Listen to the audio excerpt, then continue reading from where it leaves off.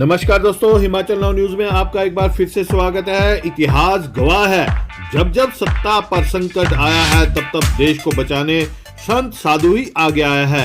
नागा साधु इसके आज के युग के उदाहरण है तो भगवान परशुराम सतयुग काल के, और फिर देश व धर्म की रक्षा वाले सर्वस्व बलिदानी संत श्री गुरु गोविंद सिंह जी को कोई कैसे भूल सकता है। बावजूद इसके जब देश में लगातार संत साधुओं पर हो रहे हमले और उनकी हत्याएं हो रही हो, तो प्रदेश के एकमात्र महामंडलेश्वर स्वामी दयानंद भारती की सुरक्षा को लेकर ये सरकार बिल्कुल भी गंभीर नहीं है। यानी जयराम सरकार, दयानंद भारती राष्ट्रीय स्तर की शख्सियत हैं और सबसे बड़े अखाड़ा श्री पंच जूना के पट्टा अभिषेकित महामंडलेश्वर हैं। महामंडलेश्वर प्रदेश के प्रमुख तीर्थ स्थल श्री रेणुका जी धाम में श्री गायत्री आश्रम के संचालक हैं और यहीं पर रहते भी हैं। और बड़ी बात तो यह है कि जब जब विश्व स्तर की धर्म गोष्ठियां होती हैं या फिर हरिद्वार अथवा प्रयागराज में लगने वाले कुंभ, उन सब में इनकी शाही सवारी प्रदेश का प्रतिनिधित्व करती है। कितनी बड़ी बात है, कितने गौरव की बात है। बावजूद इसके आज संत अपनी सुरक्षा को लेकर चिंतित है। करीब एक माह पहले उन्होंने शाही स्नान में शरीक होने को लेकर मुख्यमंत्री जयराम ठाकुर से सुरक्षा के लिए आवेदन भी किया था, मगर उनके आवेदन पर मुख्यमंत्री ने कोई जवाब नहीं दिया। अब सवाल उठता है कि जब पालघर जैसी घटना और यूपी के गोंडा में पुजारी सम्राट दास पर जानलेवा हमला, महाराष्ट्र सहित दर्जनों हमले हुए हैं। 2000 में श्री त्रिपुरा में स्वामी शांति काली जी की हत्या, पालघर में 2, नांदेड़ में 1, राजस्थान में तेल डालकर साधु की हत्या जैसे दर्जनों ऐसी वारदातें हो चुकी हैं। क्या सरकार इसके लिए भी साधु की सुरक्षा को लेकर भी किसी वारदात की इंतजार कर रही है? तब जवाबदेही बड़ी कष्टकारी होगी सरकार के लिए। आज पत्रकारों को उन्होंने एक वार्ता बुला करके इस बारे में चिंता भी व्यक्त करी है और वास्तव में यह चिंता का विषय भी है। जब मुख्यमंत्री से यहाँ तक कि राज्यपाल से भी उन्होंने सुरक्षा की गुहार लगाई थी, तो सरकार ने अभी तक उनकी सुरक्षा पर चुप्पी क्यों साधी हुई है? मेरा नाम नागा बाबा हरीश गिरी है। मैं 1986 से जूना अखाड़ा का नागा साधु हूँ। दयानंद भारती जी महामंडलेश्वर है हिमाचल प्रदेश रेणुका जी में। उनको मैं ठीक से जानता हूँ और मैं हमेशा उनके साथ रहता हूँ। मेरा भारत सरकार से ये पुकार है कि उनको सुरक्षा जरूरी मिलना चाहिए। जिला सिरमौर श्री रेणुका जी हिमाचल प्रदेश से महामंडलेश्वर स्वामी दयानंद भारती एकमात्र पूरे हिमाचल से महामंडलेश्वर हैं, जिन्होंने कि सरकार को कई बार सुरक्षा के लिए लिखा, लेकिन सरकार ने उनको अभी तक सुरक्षा मुहैया नहीं कराई। मेरा सरकार से अनुरोध है कि उन्हें जल्द से जल्द सुरक्षा मुहैया कराई जाए और रेणुका विकास बोर्ड में उन्हें सदस्य नियुक्त किया जाए। धन्यवाद।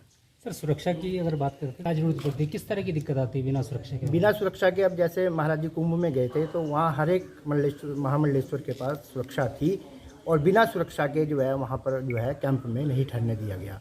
तो इस तरीके की दिक्कतें इनको आती हैं क्योंकि ये धर्म रक्षा के लिए कई और संगठनों से भी जुड़े हुए हैं और धर्म के प्रचार के लिए पूरे देश में भ्रमण करते हैं।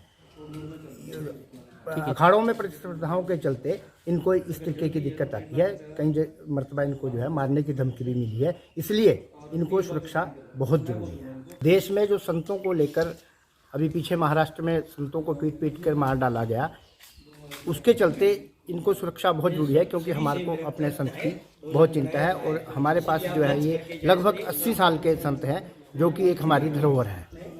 जी हाँ, सही कहा है। साधु शांत होता है, साधु सपना देखकर गड़ा धन निकालने की सलाह नहीं देता है, बल्कि समाज को दिशा व सरकार या शासन पर विपत्ति काल में दशा भी देता है। महामंडलेश्वर स्वामी दयानंद भारती ने इसे साबित भी किया है। कोरोना काल में पीएम के देशवासियों को आह्वान के बाद स्वामी दयानंद भारती ने श्री रेणुका जी क्षेत्र के अंतर्गत 6 पंचायतों को गोद लेकर ट्रैक्टरों पर राशन पहुंचाकर सैकड़ों लोगों के भूखे पेट की आग को शांत भी किया था। यही नहीं, समाज में उत्कृष्ट कार्य करने वाली विभूतियों, बहादुरी का शौर्य दिखाने वाले पुलिस व सेना के जवानों को भी महामंडलेश्वर हर वर्ष सम्मान कार्यक्रम आयोजित कर उन्हें सम्मानित भी किया करते हैं। बावजूद इसके प्रदेश के माथे पर लगे गौरवमयी टीके को सम्मान स्वरूप कोई पद ना देकर ये इनका हमेशा सरकार ने उपहास ही किया है।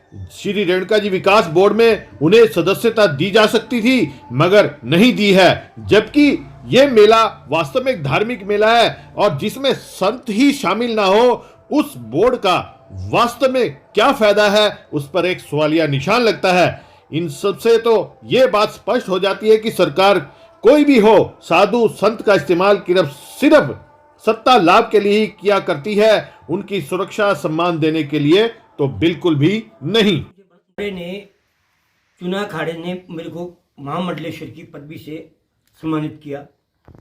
फिर जो है संन्यास मंडल की बाद में, उसके बाद चलो वहाँ तो मैं था, उसके बाद फिर उन्होंने राष्ट्रीय धर्मगुरु की पदवी से सम्मानित किया। फिर विश्व हिंदू युवा वाहिनी का हिमाचल प्रदेश का संरक्षक मुझे नियुक्त किया। अब पहले मैं हिमाचल मंडल का श्रीमंत तो था ही, तो ये मैं ये सारी जिम्मेदारियां निभा रहा हूँ। और यहाँ भी देखो कि मैंने रेणुका में भी धर्म के लिए मैं बहुत कुछ संघर्ष किया और अब भी संघर्षरत हूँ कि धर्म की रक्षा करना हमारा कर्तव्य है, इसीलिए हमको पदवी मिलती है। तो इसलिए हमने भारत सरकार से कई बार लिखित रूप में भेजा कि हमें सुरक्षा प्रदान करें, हमें सुरक्षा की आवश्यकता है, क्योंकि एक तो हमारी अवस्था इस वक्त में 72-73 साल की हो गई है। दूसरे में बात यह है कि अखाड़े में भी प्रतिस्पर्धा होती है कि भाई एक छोटे से राज्य से इतनी बड़ी पदवी पर बिठा दिए, तो अखाड़े में भी प्रतिस्पर्धा होती है। और मैंने जब सबसे बड़ी बात है कि मैं जब अभी कुंभ में गया तो मैंने स्वयं महसूस किया कि मेरे पूरे अखाड़े को मेरी सुरक्षा में रहना पड़ा। जितने भी वहाँ मंडलेश्वर, महामंडलेश्वर, यहाँ तक कि श्री महंत भी, उनके पास भी सुरक्षा थी। बल्कि हमारे सभापति हिमाचल से ही है, बल्कि उन्होंने फिर कहा, बोलो महाराज आप चिंता ना करो, हम आपको यहाँ किसी भी प्रकार की सुरक्षा प्रदान करेंगे, सरकार से हम बाद में बात करेंगे।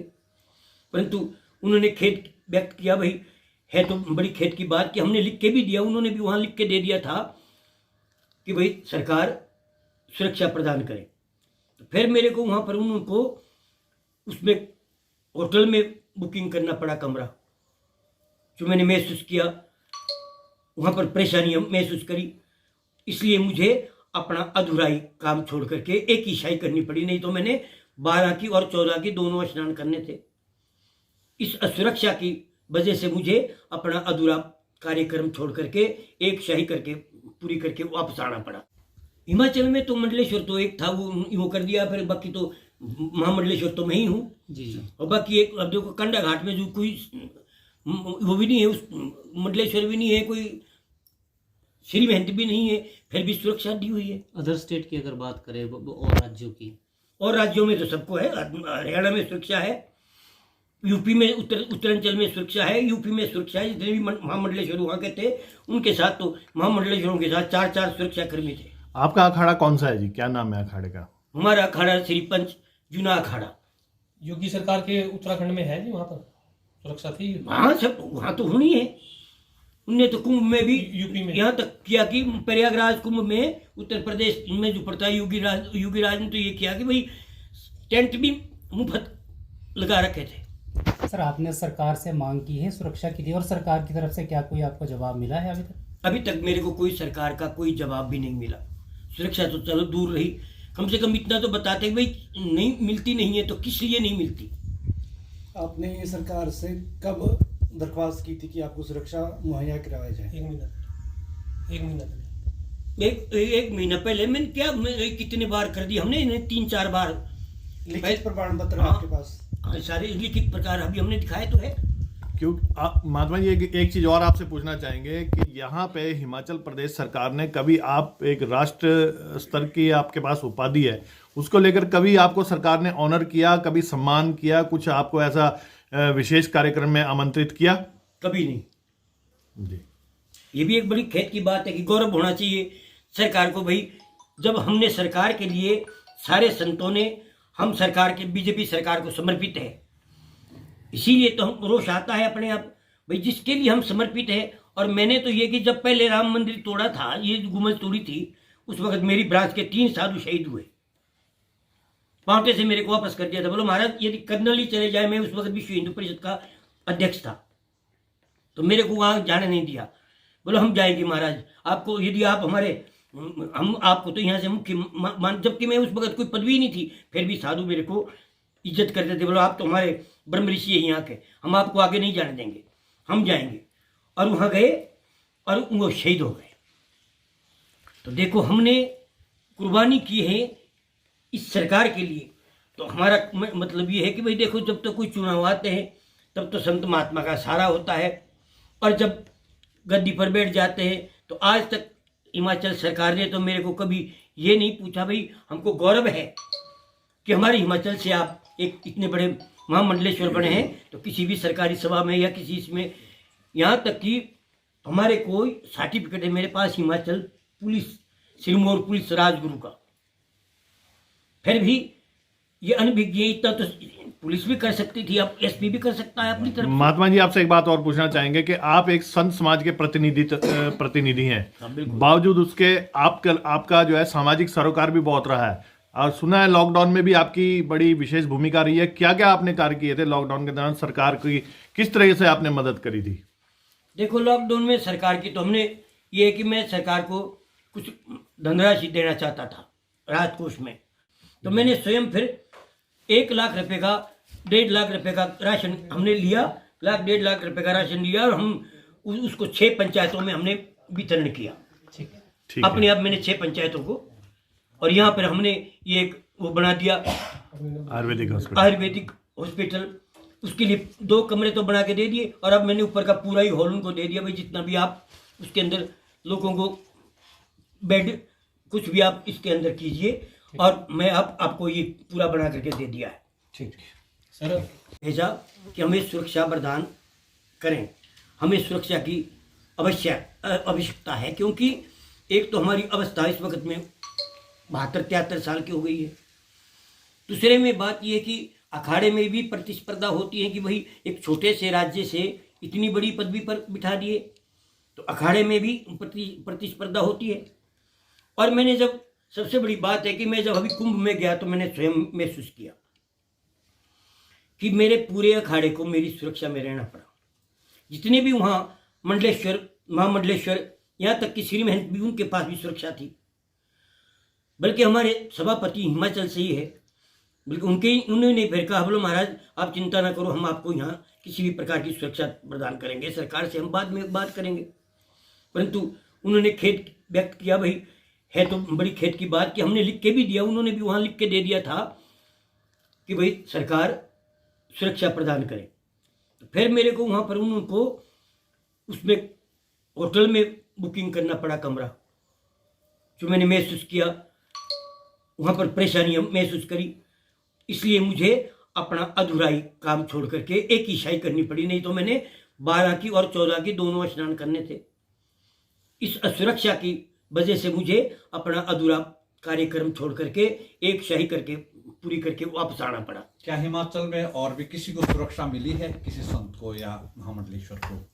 हिमाचल में तो मंडलेश्वर तो एक था, वो कर दिया, फिर बाकी तो महामंडलेश्वर तो मैं ही हूँ जी। और बाकी एक अब देखो कंडा घाट में जो कोई वो भी नहीं है, उस मंडलेश्वर भी नहीं है, कोई श्री महंत भी नहीं है, फिर भी सुरक्षा दी हुई है। अदर स्टेट की अगर बात करें और राज्यों की, और राज्यों में तो सबको है, हरियाणा में सुरक्षा है, यूपी में उत्तरांचल में सुरक्षा है, यूपी में सुरक्षा है। जितने भी महामंडलेश्वर वहाँ के थे उनके साथ तो महामंडलेश्वरों के साथ 4 सुरक्षा कर्मी थे। आपका अखाड़ा कौन सा है जी, क्या नाम है अखाड़े का? हमारा अखाड़ा श्री पंच जूना अखाड़ा। योगी सरकार के उत्तराखंड में है जी, वहाँ पर सुरक्षा थी? हाँ सब वहाँ तो होनी है। उनने तो कुंभ में भी यूपी में यहाँ तक किया कि प्रयागराज कुंभ में उत्तर प्रदेश में जो पड़ता है योगी राज ने तो ये किया कि भाई टेंट भी मुफ्त लगा रखे थे। सर आपने सरकार से मांग की है सुरक्षा की थी, और सरकार की तरफ से क्या कोई आपको जवाब मिला है अभी तक? अभी तक मेरे को कोई सरकार का कोई जवाब भी नहीं मिला। सुरक्षा तो चलो दूर रही, कम से कम इतना तो बताते कि भाई नहीं मिलती नहीं है तो किस लिए नहीं मिलती। आपने सरकार से कब दरख्वास्त की थी कि आपको सुरक्षा मुहैया करवाई जाए? 1 महीना एक महीना पहले मैंने कितने बार कर दी हमने, 3-4 बार। लिखित प्रमाण पत्र हाँ, आपके पास? हाँ सारे लिखित प्रकार अभी हमने दिखाए तो है। महात्मा जी एक चीज और आपसे पूछना चाहेंगे कि यहाँ पे हिमाचल प्रदेश सरकार ने कभी आप एक राष्ट्र स्तर की आपके पास उपाधि है, उसको लेकर कभी आपको सरकार ने ऑनर किया, कभी सम्मान किया, कुछ आपको ऐसा विशेष कार्यक्रम में आमंत्रित किया? कभी नहीं जी। ये भी एक बड़ी खेत की बात है कि गौरव होना चाहिए सरकार को। भाई जब हमने सरकार के लिए, सारे संतों ने, हम सरकार के, बीजेपी सरकार को समर्पित है, इसीलिए तो हम रोष आता है अपने आप भाई जिसके लिए हम समर्पित है। और मैंने तो ये कि जब पहले राम मंदिर तोड़ा था, ये गुम्बद तोड़ी थी, उस वक्त मेरी ब्रांच के 3 साधु शहीद हुए, पांवटे से मेरे को वापस कर दिया था। बोलो महाराज यदि कर्नल ही चले जाए, मैं उस वक्त विश्व हिंदू परिषद का अध्यक्ष था, तो मेरे को वहां जाने नहीं दिया। बोलो हम जाएंगे महाराज, आपको यदि आप हमारे, हम आपको तो यहाँ से मुख्य मान, जबकि मैं उस वक्त कोई पदवी नहीं थी, फिर भी साधु मेरे को इज्जत करते थे। बोलो आप तो हमारे ब्रह्म ऋषि है यहाँ के, हम आपको आगे नहीं जाने देंगे, हम जाएंगे। और वहाँ गए और वो शहीद हो गए।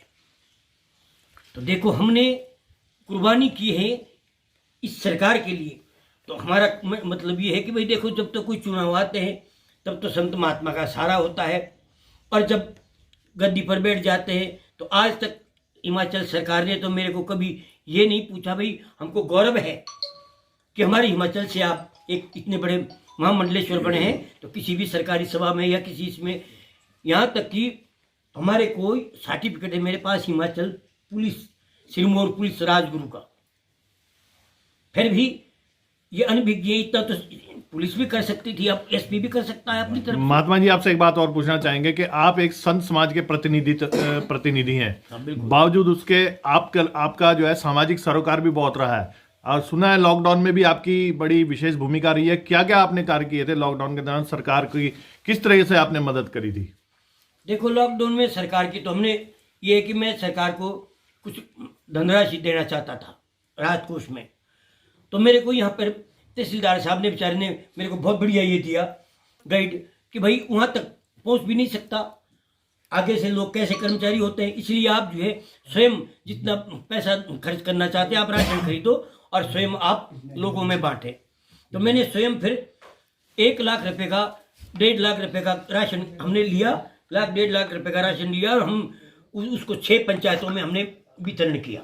ठीक अपने आप मैंने 6 पंचायतों को, और यहाँ पर हमने ये एक वो बना दिया आयुर्वेदिक हॉस्पिटल, उसके लिए 2 कमरे तो बना के दे दिए, और अब मैंने ऊपर का पूरा ही हॉल उनको दे दिया। भाई जितना भी आप उसके अंदर लोगों को बेड कुछ भी आप इसके अंदर कीजिए।